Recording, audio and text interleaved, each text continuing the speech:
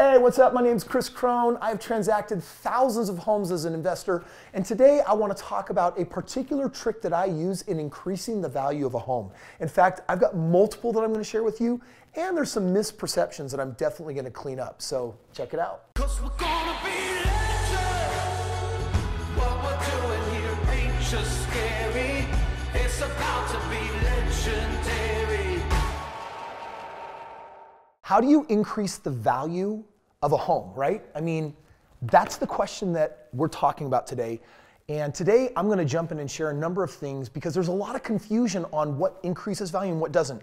And people will waste loads of money on things that actually don't matter. In fact, I remember I was walking through one of my houses and I was surprised with all the money that we were putting in that we weren't getting nicer fixtures. We weren't upgrading to granite. And when I asked my team, I'm like, why aren't we fixing up this home nicer? They said, well, Kris, all the other comps, the comparables, all the other homes in this area, we're fixing it up to that level. Let's talk about why that's important. I actually am going to give you a little test with today's training. And I need you to, first of all, understand there's a difference between actual value and perceived value. And if you clicked on this video, it's because you really want to understand how do you increase actual value. Let's talk about the difference between actual and perceived. And then I've given you some examples. I'm going to test you and see if you can figure it out. First of all, actual value means the home is worth $300,000 and then I do this thing and now it's worth $350,000. That's actual value increase. Perceived value is I have this $300,000 house, I dumped this money into it and now the house is worth $300,000. What? It's a little bit wild and crazy, but that's actually the way it works in real estate. So let me show you, you're gonna actually catch on I think pretty quickly, but first of all, let's talk about a 3-bedroom versus a 2-bedroom home. Because there's people out there that have a 2-bedroom home and they could convert a garage or do a little remodel, or they could convert an extra room that was a den into a bedroom. I want you to understand that if you don't change the size of the house, but find a way to go from 2 bedrooms to 3 bedrooms, there's usually a 20 or 30 or 40% increase in value just by going from 1 bedrooms to 2. I mean, it's crazy. If you get with a realtor and say, hey, tell me according to all of the stats in the CMA, the comparable market analysis, what happens if I add a bedroom? And the analysis will add only $1,000. That's true for going from like a 4 to a 5-bedroom home. But 2 to 3 is money. This is condo versus family in thinking. So the actual value is increased if you add a bedroom. Is this true if you go from 3 to 4 bedrooms? Very minor. 4 to 5 bedrooms almost doesn't even matter. Going from 2 to 3, it's a huge jump. Not perceived value, actual value. Okay, kitchen remodel, right? You have this house and you're like, we're gonna freaking, like, dude, my kitchen in the background there, it is dope. It's probably got $30,000 of appliances, all stainless steel, top of the line. You know, we've got down cultured marble, and I mean, it's a beautiful kitchen. 1-inch thick drawers, the nicest kitchen I've ever had in my life. If I were to trade that kitchen out for Formica countertops and like squeaky, old, dingy cupboards, would the value of the home go down? The value of the home, my friend, would actually not decrease at all. The perceived value would go down. It might sell slower, it might sit on the market longer, or it might have to decrease the price from what it's worth to actually get someone to buy it because they're thinking, I need to do a remodel on this. But I want you to understand that this affects perception, and perception affects how long something sits on a market. So before I show you these other 3, like for just a moment, think about this. You have a property, you're listing it on the market. It should be fixed up to the caliber of all of the other homes in the surrounding area just like it. If everyone's got granite, you need granite. What happens if your home is not fixed up to the level of the average of everyone else? Your home will take longer to sell. If your home is fixed up superior to the others, you won't fetch a better price. It will sell faster. Because the bottom line is a $30,000 kitchen remodel does not make your home worth $30,000 more. It's still just a kitchen. Does that make sense? Look at this one. Increase the size of the home, like literally turning part of the garage into living space. You understand in the next 5 years that self-driving cars will be everywhere, right? The world's gonna change. And as that happens, there will be services out there, I believe, I follow some futurists, and they basically say you won't even need cars anymore. What'll end up happening is you'll have a service, and basically the car will come when you need it to come. You don't even need to house it. Imagine leasing a car that would drive itself off at night, go to some cheap garage, and what would you do then with your garage space? I believe in the next 10 years, garages, many of them, are going to get converted into livable space. This will increase the value of a home. But increasing the size of home, does that actually increase the actual versus perceived value? It actually increases the actual value. More square footage of livable space drives the value up. Now you do need to be aware that there is above ground and there is below ground square footage.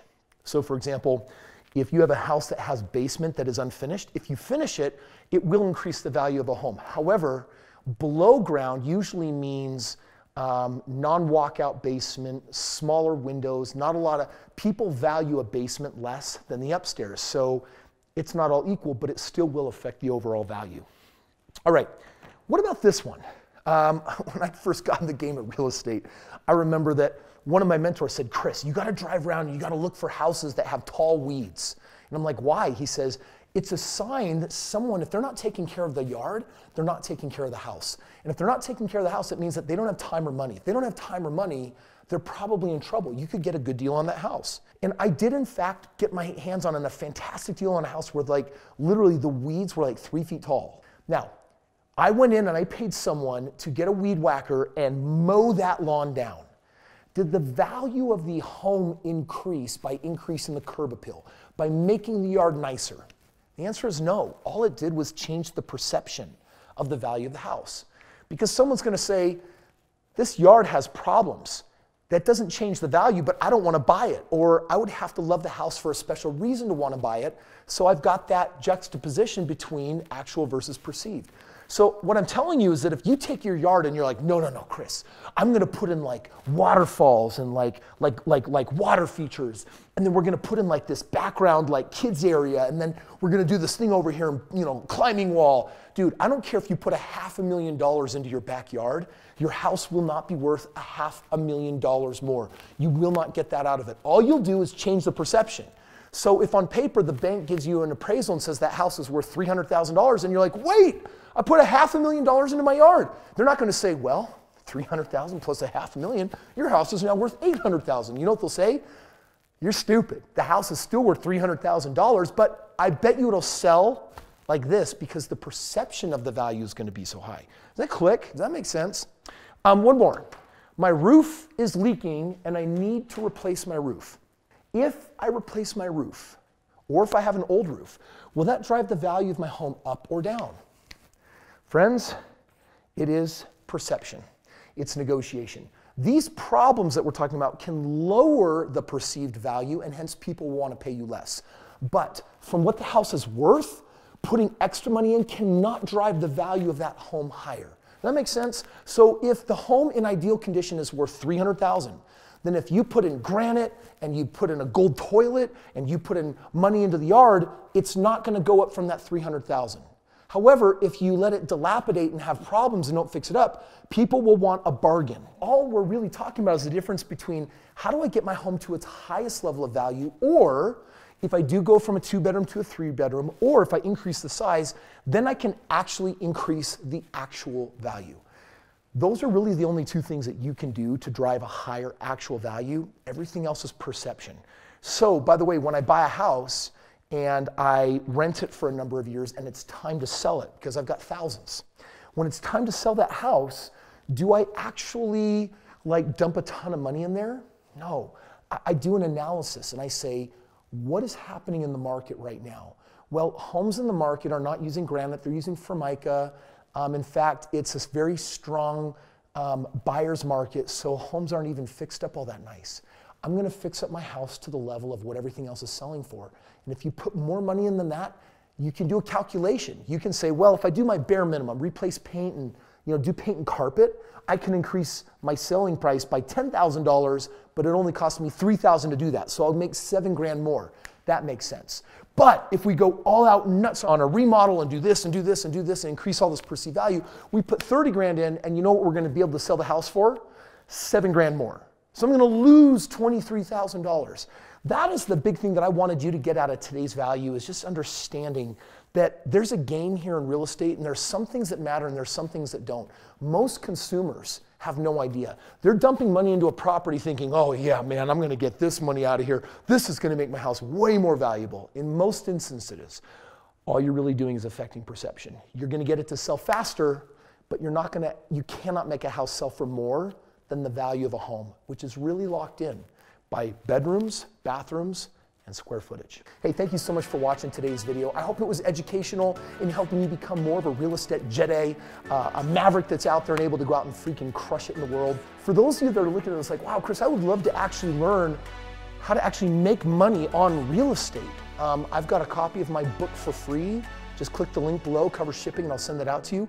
Otherwise, I've got a video coming up right now that is going to share with you how I became financially free at the age of 26 with the knowledge I shared with you today. Click that video, check it out, get my book, engage, and we'll see you on tomorrow's video.